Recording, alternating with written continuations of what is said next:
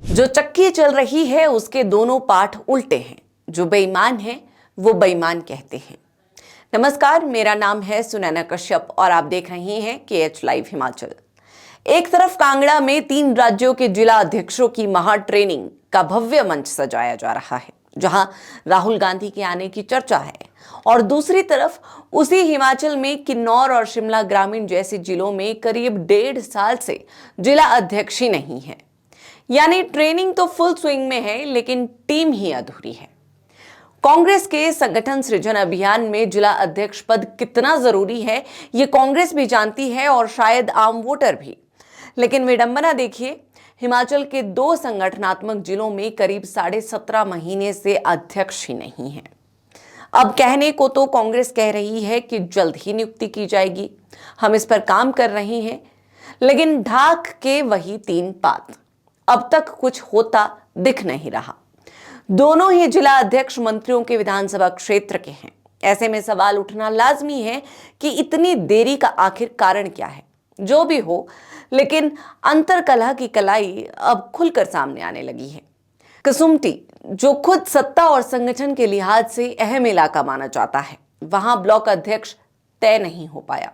71 block अध्यक्ष बना दिए, लेकिन एक पर पेच फिर भी अटक गया। और जहां बन भी गए हैं, वहां के हालात इतने दिलचस्प हो गए कि कांग्रेस के अपने ही कार्यकर्ता पार्टी ऑफिस के बाहर भूख हड़ताल पर बैठ गए।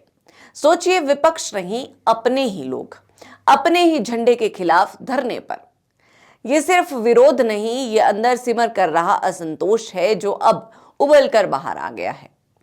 अब सवाल सीधा है, जब राहुल गांधी कांगड़ा के इस महा ट्रेनिंग में पहुंचेंगे तो क्या उन्हें ये अनफिल्टर्ड रियलिटी दिखाई जाएगी? क्या कोई बताएगा कि संगठन सृजन अभियान के पोस्टर चमक रहे हैं, लेकिन जमीनी ढांचा जगह जगह से खाली है? या फिर उन्हें भी वही दिखेगा जो अक्सर बड़े नेताओं को दिखाया जाता है, तैयार किए हुए भाषण, सजी हुई भीड़ और सब बढ़िया है वाला नैरेटिव? सियासी गलियारों में चर्चा यह भी है कि इन नियुक्तियों में देरी सिर्फ लापरवाही नहीं, बल्कि अंदरूनी खींचतान का नतीजा है। जिला अध्यक्ष की कुर्सी के पीछे कई दावेदार, कई गुट और कई समीकरण खड़े हैं। कोई जातीय संतुलन साधना चाहता है, कोई क्षेत्रीय पकड़ मजबूत करना चाहता है, तो कोई अपने लॉयल चेहरों को आगे लाना चाहता है। नतीजा, कुर्सियां खाली और संगठन अधर में। जाहिर है, ऐसे में सवाल उठेंगे कि जो पार्टी अपने संगठन के बुनियादी ढांचे को ही पूरा नहीं कर पा रही, वो जनता के मुद्दों को कैसे संभालेगी? जो अपने कार्यकर्ताओं को संतुष्ट नहीं कर पा रहे, वो वोटर्स का भरोसा कैसे जीतेंगे? ये सवाल छोटे नहीं हैं और चुनावी मौसम में ये और भी भारी पड़ सकते हैं। सवाल ये भी कि जिस संगठन सृजन के लिए कांग्रेस एग्रेसिव मोड में है, राहुल गांधी के जिला अध्यक्षों को गुड़ देने की बात हो रही है, जमीन पर वो संगठन पूरा कहां है? और क्या किन्नौर और शिमला ग्रामीण के लिए राहुल के वो गुड़ जरूरी नहीं है? सवाल तीखे हैं, लेकिन कांग्रेस के लिए जरूरी भी। अब अगर कांग्रेस इस पूरे घटनाक्रम को एक वेकअप कॉल की तरह लेती है और राहुल गांधी के दौरे के तुरंत पहले या बाद में लंबित नियुक्तियां कर देती है, असंतुष्ट कार्यकर्ताओं को साध लेने की कोशिश करती है, तो यही संकट एक मौके में भी बदल सकता है। वैसे कहा भी जाता है कि राजनीति में टाइमिंग सब कुछ होती है, और अभी भी वक्त हाथ से पूरी तरह निकला नहीं है।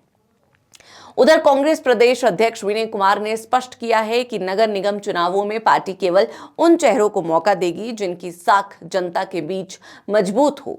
स्थानीय नेताओं को प्रत्याशी तलाशने की जिम्मेदारी दी गई है।